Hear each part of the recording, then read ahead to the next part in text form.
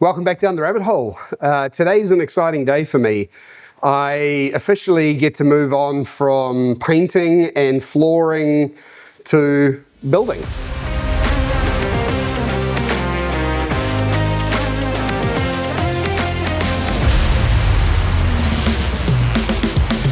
I'm going to make some tools behind me now. I started off by sketching out a very rough sketch of the tool itself and getting the dimensions, and I'm a bit of a geek.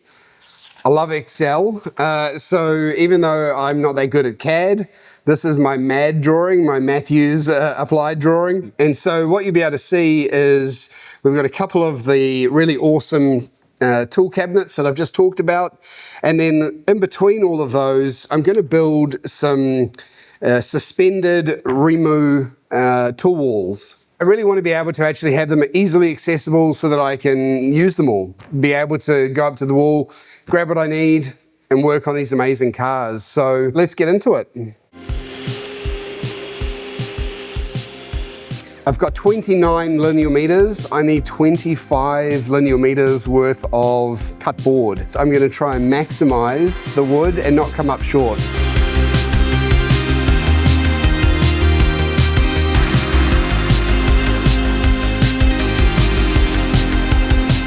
Mighty day down the rabbit hole. I'm stoked with the progress.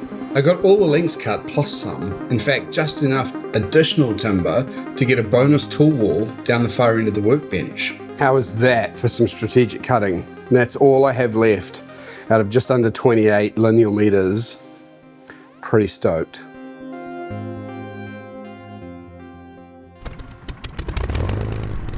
I've just cut the battens for the wall. So now I'm going to build a little jig that's going to hold all of the battens onto the wall, and then I'm going to ramset concrete screw them in. They will all be hidden behind the kauri timber panels to create a floating effect. So I'm taking my time now to space everything using my micrometer and a few tools. My state-of-the-art jig will speed up the height spacing. So I'll pre-drill them top and bottom, rest them on the jig, keep my level bubbled, and then use pre-drilled guide holes to mark the concrete. Hey Kilo, where's the vacuum?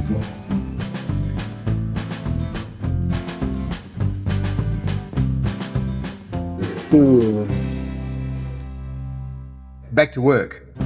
I rinse and repeat the entire wall length of concrete drilling before countersinking the holes for Ramset concrete bolts. Then preset the concrete bolts into the depth of the timber to make mounting easier. A couple might need a little bit of fettling along the way just to get it to fit in line, but all of the Ramset concrete bolts are now in all of the boards. Let's throw some wood up. I can't wait. This is going to absolutely transform this entire shed. This is kind of the visual progress that I am looking forward to. And then I get to get all the cool tools out, introduce you to kind of some of my finds that I've found over the last few years.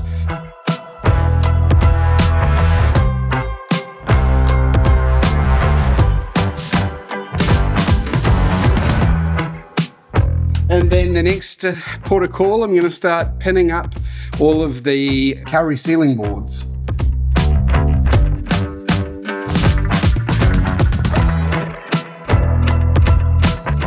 Insane, look at this grain.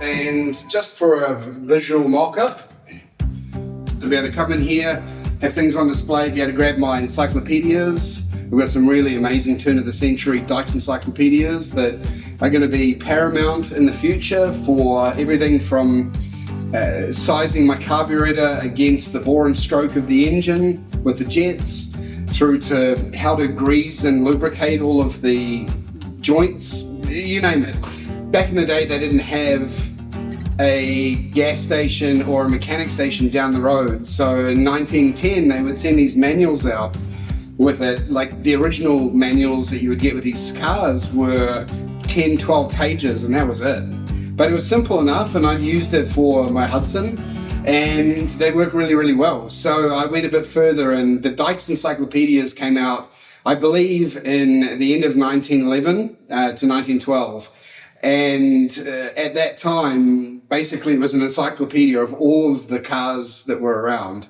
So between my parts list and my encyclopedias, some of the magnetos and other bits and pieces, they're just going to look amazing in these spaces. Then the exciting part comes, I get to pull out and tidy up all of the tools. Now, some of them I'm not going to refurbish straight away. Some of them need some electrolysis to get some rust off them. Some of them need sharpening, like the chisels, that sort of stuff. But that's all going to come in time. In the short term, I'm going to lay out, I'll get these sizings done, and then I'm going to build shadow boards.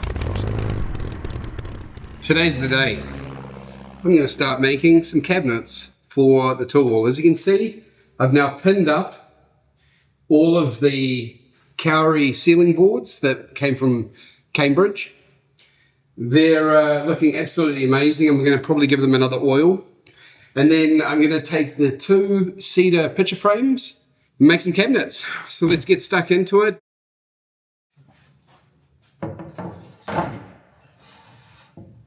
First things first, we've got too much thickness on this side in comparison to this side. Now, originally this was made for a house, so this would be at the bottom for the sill. But for cabinets, totally fine. And look, I got these for next to nothing, but they're beautiful. And I think once I do them justice and make the frames and the cupboards, I'm then going to learn how to do some glazing. For now, I'm going to chop up the frame and get it all even. And then from there, I can start laying out the boards for going in the back, the sides, the top.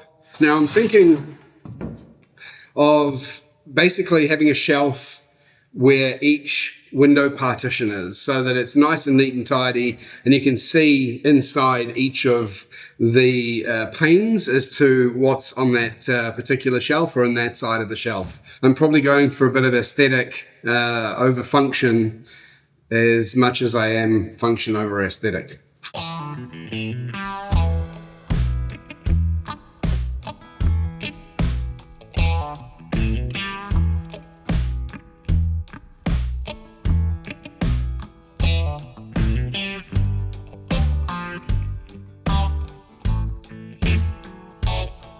Right, so the next piece of the puzzle that I have come up with is I have this really beautiful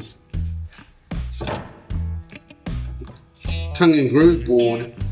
It's a native Remu board, same as on the back, so eventually I'm going to oil them up and they will look amazing.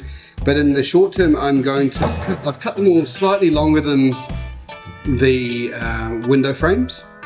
And I'm going to glue all those together tonight and set them all up so tomorrow I can then lay out the sides and the shelves and start putting it all together.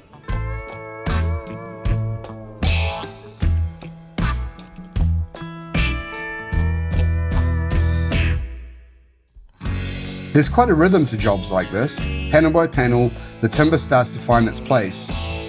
Remu's a timber that rewards patience. It doesn't like being rushed, and it tells you when things aren't quite right. The glue does its job, but it's the pressure that really matters. Too little, and the joint won't hold. Too much, and you risk forcing the timber into where it doesn't want to go. So you take your time, line it up, bring it together, and let the bench do what it was built to do. With the first panel set, a few spaces go in. They create a base for the next clamp. But just as importantly, they stop the timber below from buckling under pressure.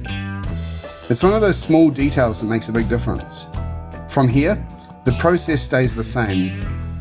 Glue, place, align, and clamp. Panel by panel, the cabinet back starts to take its shape.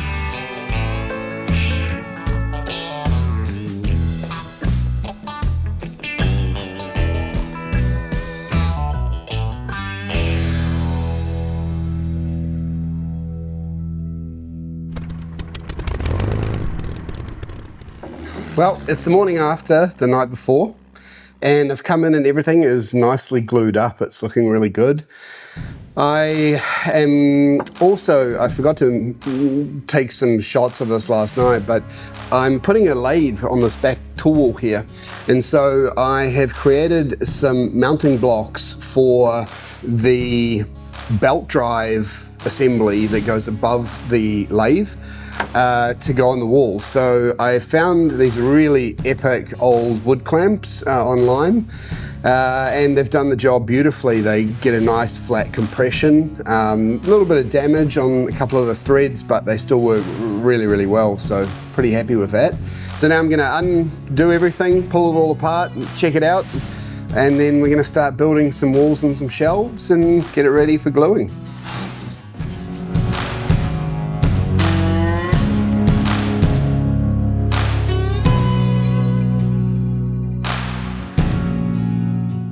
And